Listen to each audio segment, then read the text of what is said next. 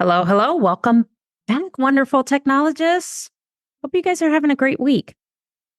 So, I, oh my gosh, I've been working so much. It is unbelievable that the amount of hours I'm putting in, it's unbelievable. Just working and doing, editing for these podcast episodes and just the courses that I'm building. It's a lot of freaking work. So, hope you guys are having an amazing start to your week. It is just super cold here. It is unbelievably cold. And like I said in my prior episode, I can't wait for summer to get here because I am so over the freaking cold. It's unbelievable. So, I know some of you have reached out because I recently did a poll not too long ago about what is it that you would like to see as far as courses and things like that. So, a major response out of most of you that follow me on Instagram is that CT exams and protocols was a big thing that most people struggle on. So, I am in the process of getting a course together for just going through the different body parts and really doing courses around exams and protocols so you can have a better understanding on how to execute those. So that is one thing that I am working on. That's a little bit more intense. So I'll probably just do each body part and then just release it as I complete them. So stay tuned for that. Like I always say, if you always need help with the basics, basics in cardiac, I have a wonderful ebook. I have all those courses listed on my show notes. So check out the website and get your learn on. Okay. Get some, go gain some CT knowledge. So that's super helpful. So in today's episode, I wanted to share a personal story on how when I was learning CT and I just was struggling so bad, I almost quit. So that is the topic of today's episode. So, as most of you, if you've been listening to my podcast or following me on Instagram, you know I am a 20 plus veteran of CT. I've been in the CT space for a very long time. I have come across a lot of technologists over the years that are seasoned, suck the knowledge out of them, awesome instructors, some bad apples. Because, we always encounter bad apples, when it comes to, this type of modality. But I have just gained so much perspective and knowledge as I've gained experience and I've just, made myself a better technologist over the years. Now, I can tell you when I started, and I started doing CT back in 2003, I believe. So it was a very challenging thing. So at the time, the hospital I worked at was like a small community hospital. It's where I did my clinicals when I was in X-ray. They were looking for CT techs because they were so short. The demand of patients was increasing just by, not even double, like triple. And they really need to pump out techs and train them so they can put them on the different shifts that they had available, that they needed to fill, right? So they approached me and they said, "Hey, we think you're pretty good. Are you interested in doing CT?" And of course, my little brain, not even comprehending what the hell I was getting into, I said, "Yeah, sure, I'll do it."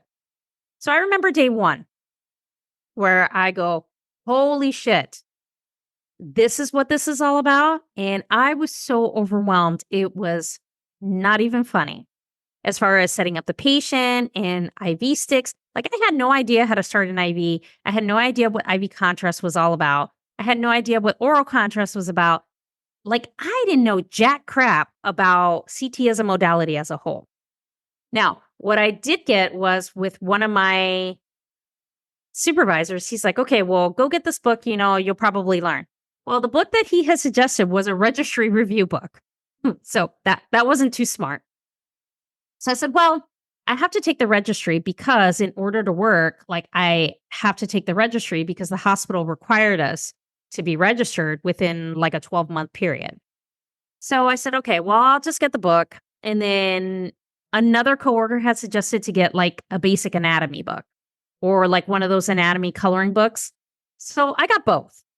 And still, even though basic anatomy from x-ray, I still had some books from that, but CT was a little bit different. So I actually had to get like a cross-sectional anatomy book so I can really just look at when I was scanning patients, like I can see what it is that I was looking at, which I still had no freaking clue. So I remember, I think I want to say 6 months in, and it was super busy in the ER.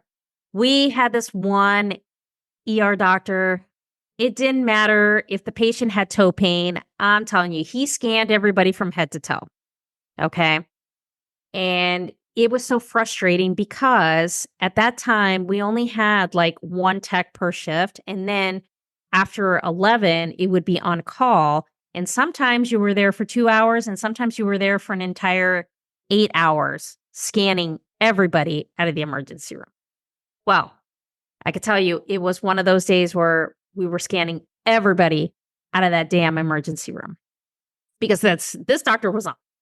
So the radiologists were not physically there. So it was kind of a system where we had to send images through like a dial up. If anybody knows who's old school, because this was, pre pre-internet stuff. Not, what its capabilities. So it was like the dawn ages of like when the internet was out there and you had to use dial up to send these images to the radiologist's computer.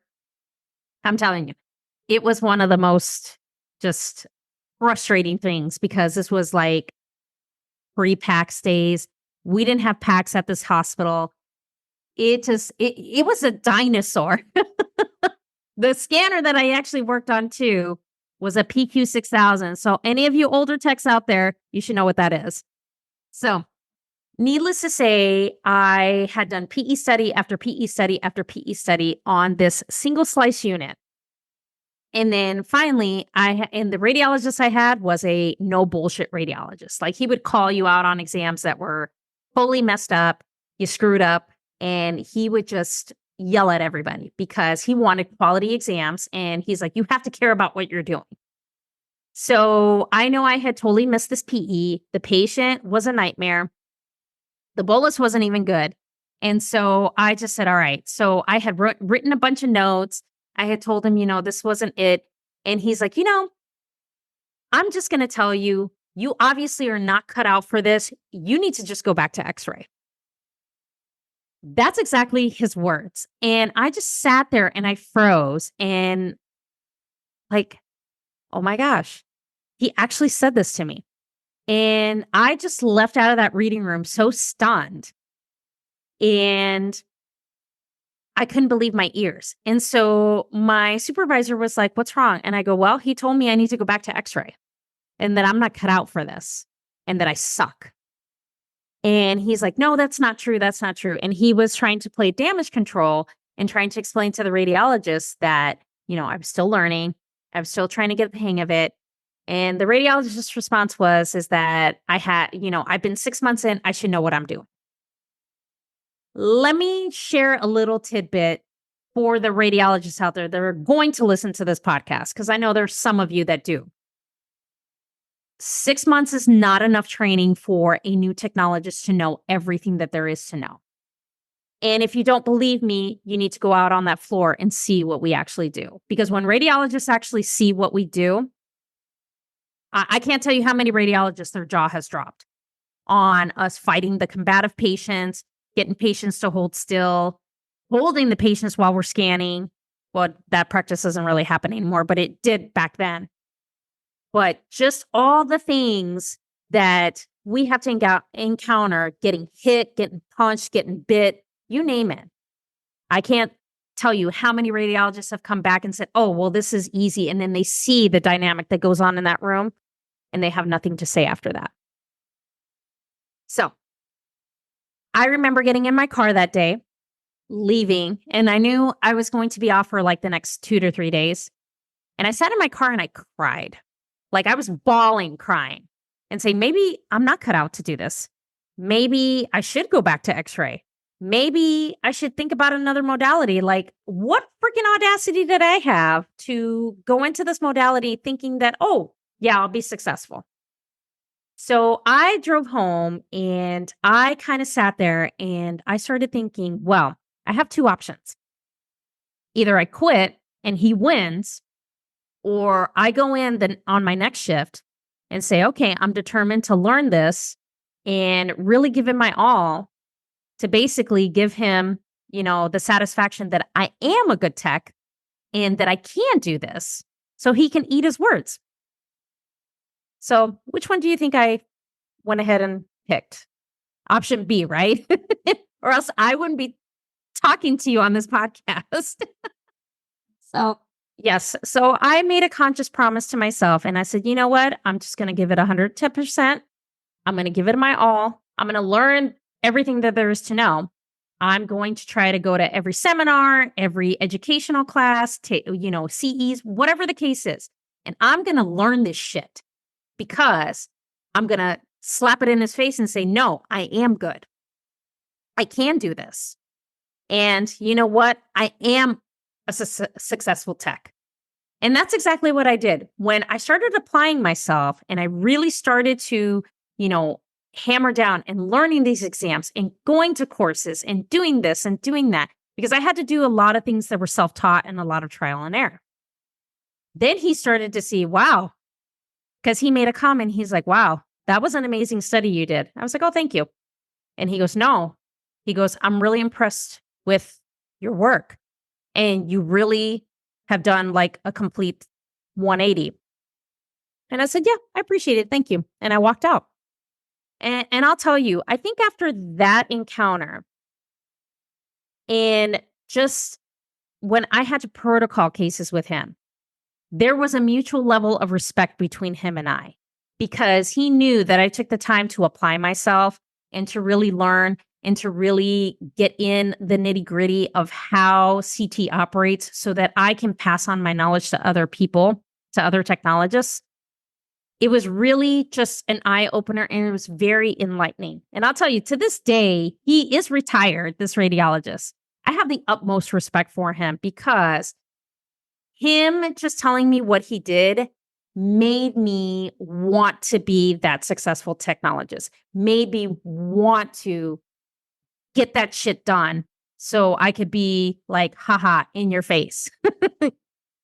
And really just say, no, I can do this and I can pass on knowledge as well, which is exactly what I'm doing. So that is one of the biggest frustrations that I had. And I almost quit. Can you just imagine if I would have quit? I'd be doing something totally different. Would I have been happy? I'm not sure. Maybe, maybe not. But I could tell you, I still love what I do, even though sometimes it is frustrating. And we all have those days that are frustrating. But if you know that you change somebody's life and you save somebody's life that day, it makes all the difference. So I hope this episode was super enlightening, super powerful for you. Like I said, head on over to Instagram, send me a DM, send me an email. Everything's on the show notes. You need some courses, go get your CT Learn on. Don't struggle. I am here to help. Okay? So, hope you enjoyed this episode and I will chat with you next week.